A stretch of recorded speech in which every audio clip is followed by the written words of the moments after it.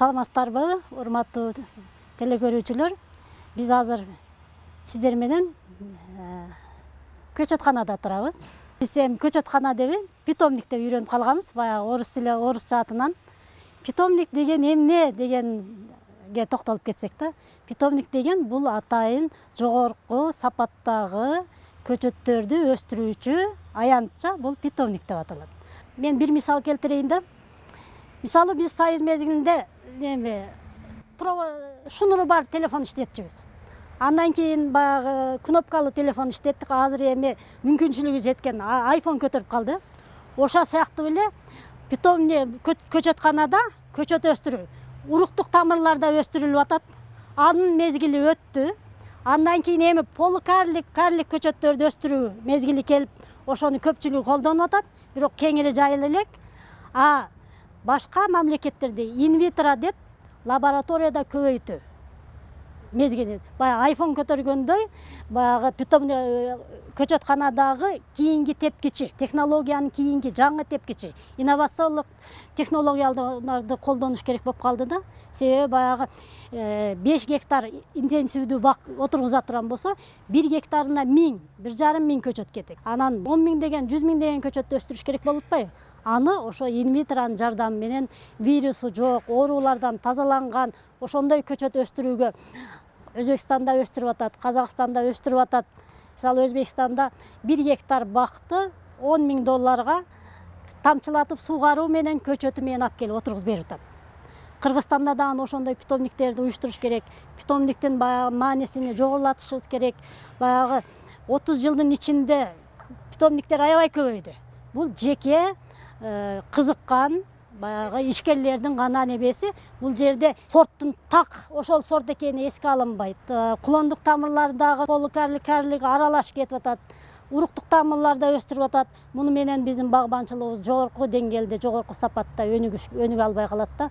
Ошонтун баягы багбандар үчүн, фермерлер үчүн кошумча окуулар болсо, ушундай теле берүүлөр болсо, баягы кызыгып интернет тармагында да өтө көп маалымат, көңүл бөлүп, ушул айрыкча көчөткана менен иштеген кишилер ошол сортту так аткарыш керек да.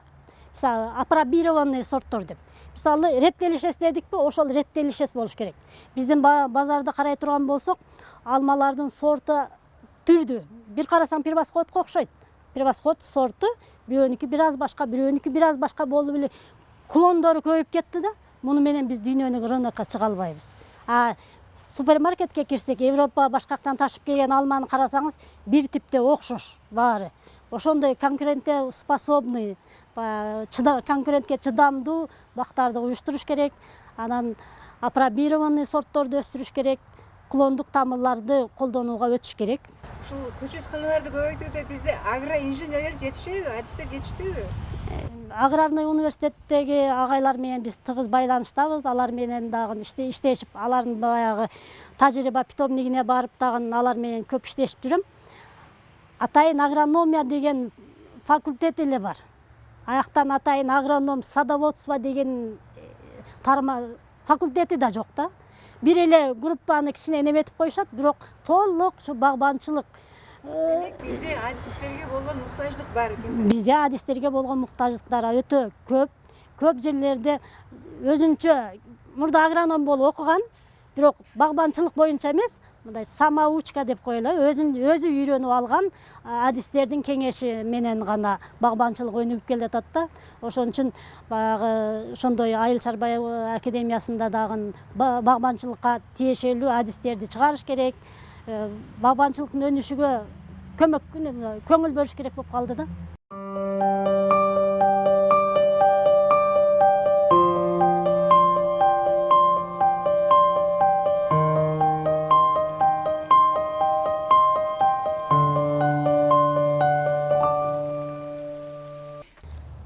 Атайын бак отургузуу үчүн полукарлик көчөттөрдү өстүрүүдө көчөтканаларда башынан мондай бир эле таякча кылып форма бербестен көчөттөргө ушу көчөтканада бутактантып чыгарыш керек.